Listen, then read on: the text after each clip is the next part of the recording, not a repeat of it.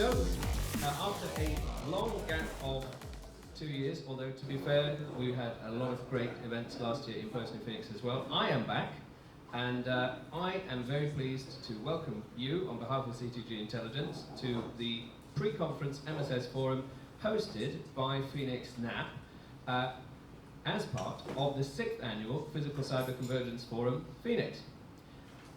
I think that deserves a round of applause because you have come back, and it's really, really heartwarming to see, because some of you we've only met virtually, and so this is the testament to collaboration and convergence that way, and some of you have been here since the very first Convergence Forum and all of the other wonderful events that PhoenixNap have hosted for us. So this is our focus afternoon to ask the question whether or not convergence is best served through the prism of a managed security service. Because with all of the managed security service forums that we run, there is an element of, well, if it's going to sell, then why not bundle it? So there is that rather mercantile aspect. However, tomorrow and today, we're exploring what convergence means. Does it mean that we need the super script kiddie special forces actuarial scientist? Maybe not, right? Maybe not the individual. But if it's not an individual, is it a team? And if it's a team, can it be done in-house or not in-house? So the question arises whether the MSP or the MSS is that embodiment of convergence. So I hope we'll have that flavor throughout this afternoon, where we can really feed into the conference. I want to hand over to Ian McClarty, the CEO of PhoenixNap, to explore how the MSS Hypecycle has transitioned these last couple of years and kick us off for this fantastic MSS afternoon. Ian, you have the floor. Thank you.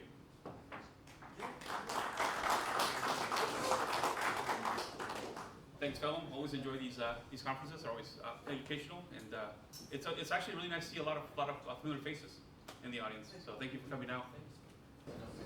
So this is always a fun slide to go through.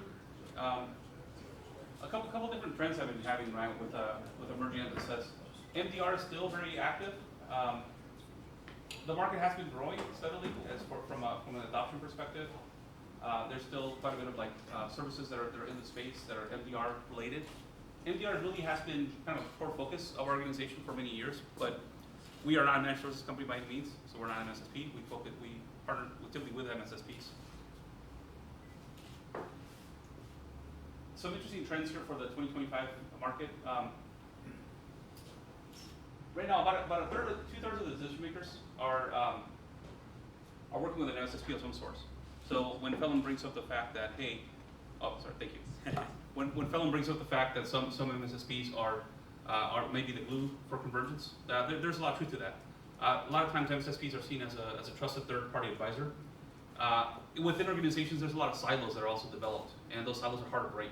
And we were just talking about that before this conference. Was we all talk about the breaking of silos with the DevOps community, DevSecOps communities, but the reality is that it seems like more and more barriers are being put up, not less, within the organization, right? So that it has an impact on the market. And so a third party sometimes coming in and just telling you that things are not kosher, or just giving you a different perspective is helpful. And so there is quite a bit of convergence that we do see from the MSSP market and the feedback that we get with our MSSP partners. One thing that is not shown here, which is very relevant, is right now a lot of companies are going more to cloud to edge services that gets talked about. But there's actually a rebound effect we're seeing early on now with big enterprise customers. There's a concept of cloud repatriation. We're starting to actually see more and more of that happening. And what happened was a lot of big enterprise customers went all in on a cloud, a hyperscaler of some sort, or had a cloud journey that they were going to. They either got there and they didn't like it. They're like, hey, this is too much risk. We're single vendor locked. We're not in a good position anymore. We have now been put in a position where our risk management group is saying, hey, this doesn't work for us, right? Or we're getting the outages, the expectation's not there, or the platform, your developers didn't catch up to the platform, so you don't take advantage of the platform, and you're paying the platform fees and costs, and so that becomes very hard. And so if you think about it, from a security perspective, there's been a lot of focus on cloud enablement, on cloud ecosystems, on new attack vectors are coming out. But the interesting part is that now this is rebounding back. So what new vectors are going to come out of that, right? When we see this very hybrid, but also rebounding effect coming back at the same time. And the big enterprise customers, they're usually ahead of the curve by 10 years to, like, I would say, the rest of the market. And so we're seeing that now happening with the big Fortune 500 customers. They're actually going through this phase of repatriation back. So a couple of things on the hype cycle that I like. This whole stack here before COVID was actually right here. So the maturity level of the hype cycle really happened, I would say, much faster than anticipated in the last couple of years. And COVID really drove a lot of that. I mean, think about it. Remote work from home, right? Services that we thought were CASB, for example, right? We talk about multi-cloud strategies, cloud production workloads, identity management, key management that are starting to come in. Now we're looking at multi-cloud key management, which is going to be very relevant. And with this cloud repatriation I'm talking about, what you're going to see is a lot of this start moving here very fast. One we're keeping a really close eye on is confidential compute. The reason for that is information sharing. So more companies, what something happened with COVID was companies said, hey, I have this information that I really need to share with this other healthcare provider because they have a piece of the puzzle that I don't have, and they have, and vice versa, right? And we got to find a secure way to do this. So they started doing security enclaves to actually share information between each other. So this confidential compute we're seeing in life sciences, we're seeing that adoption rate high right now because of information sharing. You think of like the universities also, especially because of COVID, right? That drove a lot of information sharing, a lot of network sharing, but they had to do it in such a way where there's a barrier in production, some meta information, right? That can be shared, but you can still do something actionable with it. And so that's the concept of confidential compute. We're seeing it now, but I believe in the future, especially when you talk about like repatriation workloads, things coming back, things being more distributed. Logistics is big right now. Supply chain, we were just talking about supply chain for about an hour, right? That's very real, and that's adding a lot of attack vectors right now that are new. Logistical chains are very susceptible right now because of COVID, and they happened for a while, but now it's really driving the point home. So now, if you're a third-party vendor, the same kind of like requirements that the main company that you're working with are now distributed to you. And so you have to be able to share information securely between each other. So confidential compute will grow. We believe that from a curve perspective, that this would be one of the fastest growing ones out of the bunch.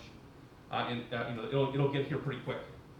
So these I used to like these hype cycles before because they were kind of like, they were slow. You could actually see the things happening. A couple of things would fall off, right? Would go away as technology advanced. But the last few years, this hype cycle is not, a year refresh is for Gartner, it's not becoming unsustainable at this point because it's moving so fast. So if there's anything you take out of this intro, is that the hype cycle is pretty much almost irrelevant at this point because of the speed. And a lot of this has been COVID driven. We talk about supply chain. Supply chain it's not getting better. It's going to get worse. Next 2-3 years are going to be even worse than they are today. So if you're a manufacturer, if you work on any kind of software, you're like, hey, you know what? I'm fine. I work on software service companies, right? Guess what? That has to be housed somewhere, right? So you will see that impact eventually. It'll trickle down. It'll trickle down all the way through the chain. So we keep an eye out. Just some other trends that we kind of noticed over the years, right? So on the hype cycle side of the house, and none of these should be new, but obviously cloud-first strategies were common, right? But because of some reasons with that cloud-first strategies, execution was a big piece, right? And the security department was always involved, always. I mean, at some point in time, people started figuring out, hey, I have all of this workload, all of this data out to the edge, and I don't have a secure way to manage it. I have all these. One very important question that CIOs get asked a lot of times, and really drives the point home. Can you give me a rundown of all your assets? Can you tell me where all your assets exist? That's the number one question, and I have yet to meet somebody that can say, yes, I can definitely answer that and tell you where all my assets are at, right? Guess what? Every asset that you're not accounting for, that's an attack vector, right? So a lot of this we're definitely seeing ahead of the curve right now.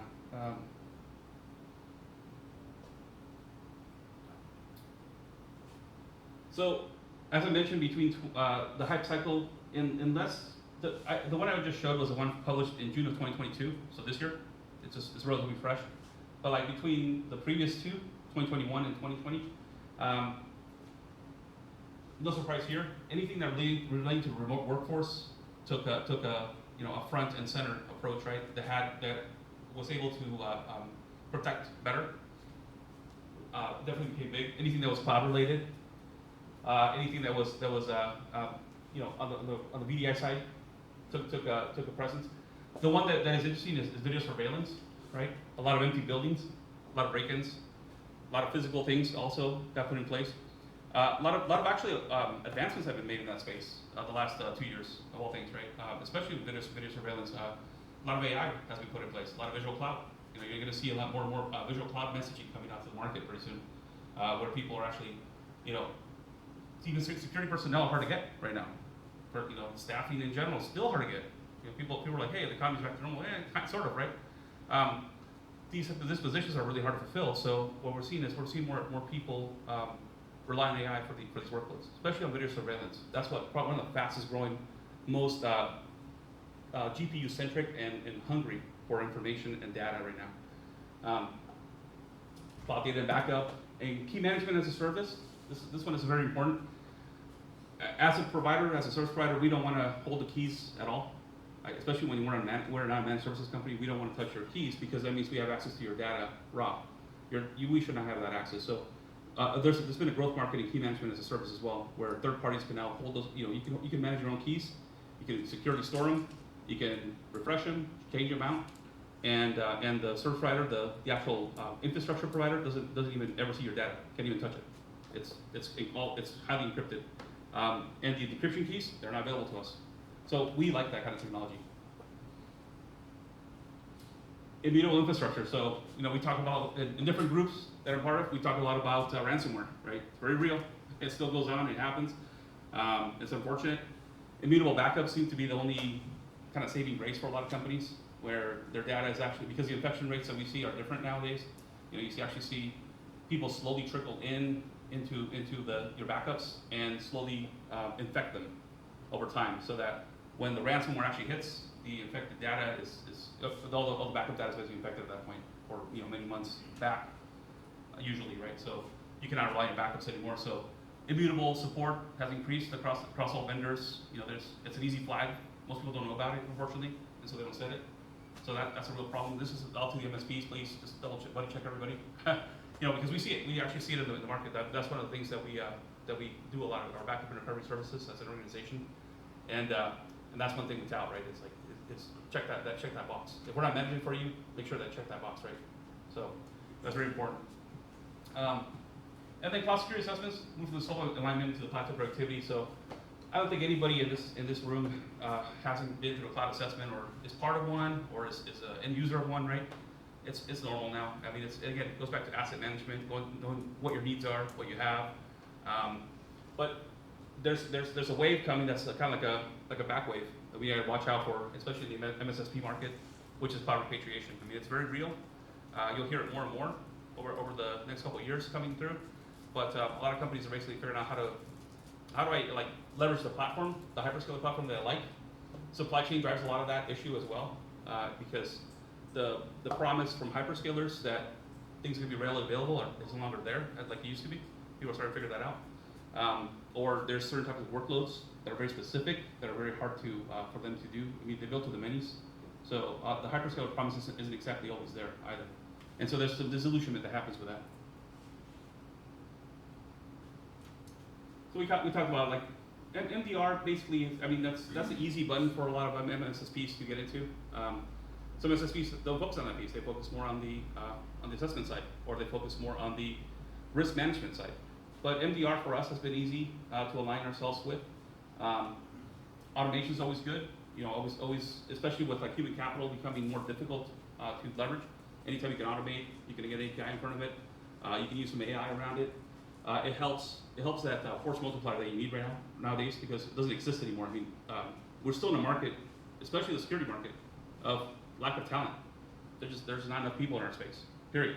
We still have like 9,000 unfulfilled jobs in Arizona alone. I mean, it's not going to get better. So, and unfortunately, our experts, they're getting to retirement mode. So we're going to have this massive brain drain in the market pretty soon. And so finding ways to complement that. You know, we're just talking about, you know, the vendors, manufacturers hiring, you know, CISOs, right? As a service almost, because there's not enough expertise in the market today. And that's not going to get better. So we're going to have this brain drain that's going to happen in the US soon, with baby boomers going to retirement mode. And we don't have the new generation coming up to fulfill that. So we're going to have to rely on tools, on technology to help out. AI is a good way, automation is a good way, right? Developing great strategies, adopt as a service approaches, right? Anytime we can, help each other out and do as a service models for each other, the better, right? That's basically, again, trying to maximize that force multiplier on the limited market of personnel and people that we have. I'm just going to gloss over this because I don't want this to make this a product pitch, but a couple of people asked, hey, anything new with PhoenixNap? So I'm just going to over that more versus the actual product side. So we actually just got our state AZ ramp certification in November of this year. So now we're certified with the state of Arizona. Now the importance of that program is that it'll become state ramp over the next 3 years. So Arizona is actually one of the few states that was actually ahead of the curve when it came to cybersecurity. There's been a lot of good work done by good organizations in the Valley, right? Actros being one of them. And these organizations basically have been leading the charge nationally.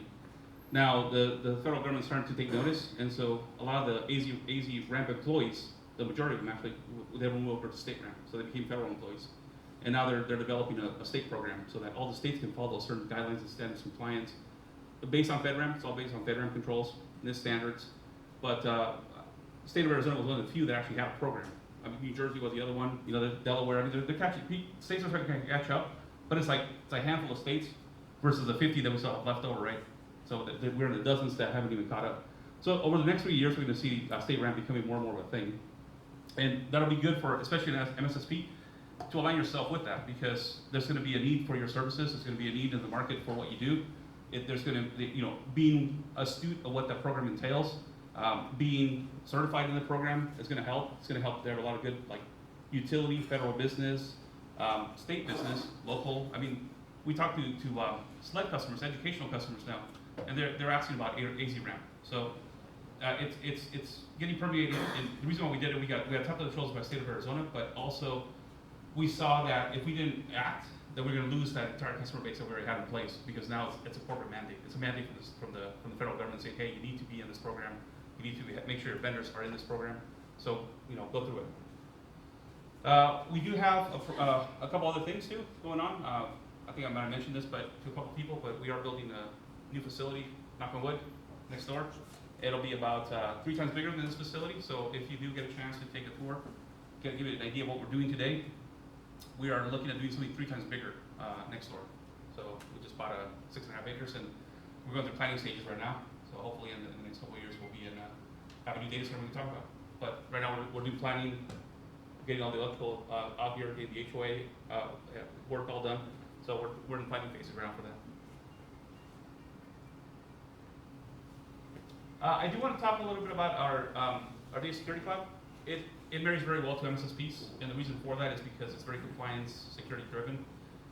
We are not a managed services company; we don't pretend to be, but we have built a lot of standards around it, like compliance standards, and it's third-party audited every year, and now it's also state of Arizona audited every year. So underneath the compliance for this product, we have, you know, it's a virtualized VMware product with MDR around it.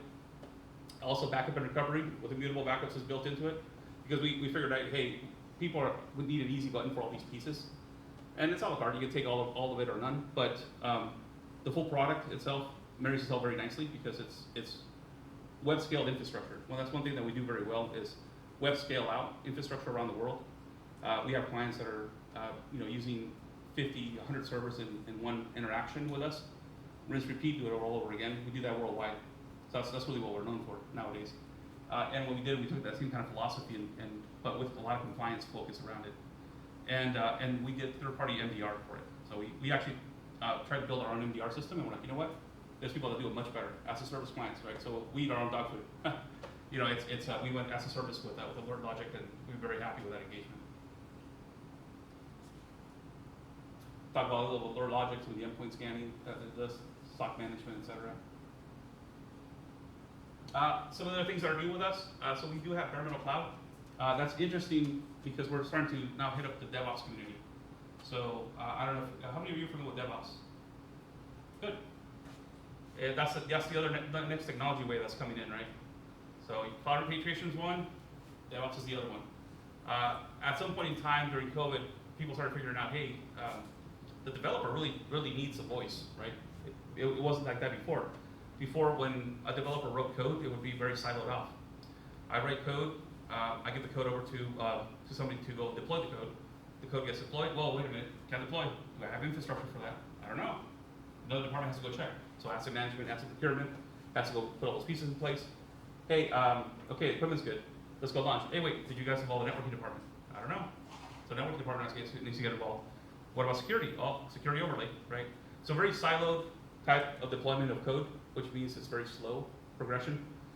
DevOps breaks all those silos. It's one think of it more like a tiger team philosophy in general, right? That can scale out. And the philosophy is more, okay, the team within itself can control and can deploy.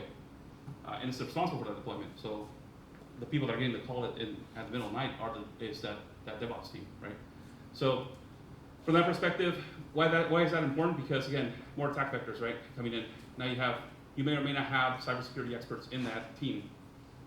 You may not have, because of the ability to be able to get code out fast, which again, it aligns to the business really well. The business people like that because I'm getting code out faster now.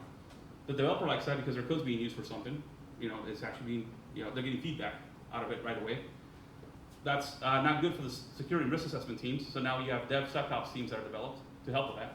And so now there's another overlay role in place. So the environment's changing a lot. It's not a traditional environment that we're used to. And one of the things where we get excited is because we made a conscious effort over 2 years ago saying, hey, we're gonna really embrace this change. And so we're gonna go after our developer community. And so we refactored everything that we did as a company and said, we know how to build servers, we know how to get them online, but they don't care about that. They want an API. So we focused first on API, building the API out, building the gateways, making everything secure, making sure that all DS mitigation was in front of it to protect it. And then we built out the infrastructure code, all the pieces. And they also don't want to talk to people. So all of a sudden, you can deploy all this on your own. And so bare metal cloud has really been a growing market for us. And no apologies on that. Let me get this back in.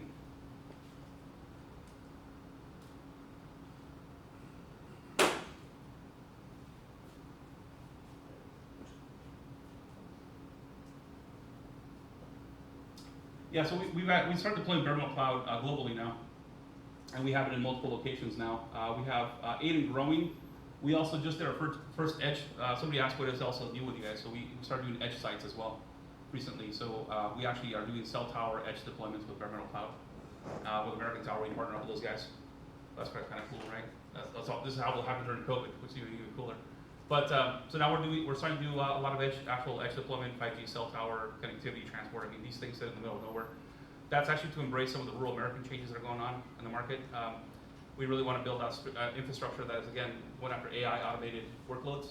So if you think of like agriculture, less people now available. They're trying to automate. John Deere's making a big play, and so are their competitors, into the automation of tractors. A lot of data and a lot of logistics need to happen right in that farm, and so you're now in the mode where you have to build out small compute stacks out to the edge, the real edge. I'm talking about rural America edge, and so we're geared to. We just did their first deployment, and we're geared to do more of those deployments. So that's another change in the company that we just want to talk about. Again, but more attack vectors.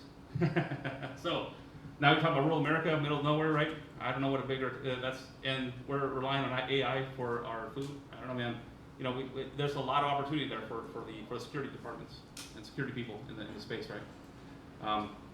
We need to make sure that all that stuff's secure. Otherwise, that's a food supply chain that could become an attack vector at that point. We do partner with MSSPs. So if anybody wants to talk, I got people in the back right there. Raise your hand, guys. Yep. Love to talk to MSSPs and continue that dialogue. Always good. We take a very much partnership approach, because we know we can't solve every single problem our clients bring, and so we're very partnering. And with that, just I know I wrapped up a lot. It was a little bit all over the place, but I just want to cover some ground. Any questions?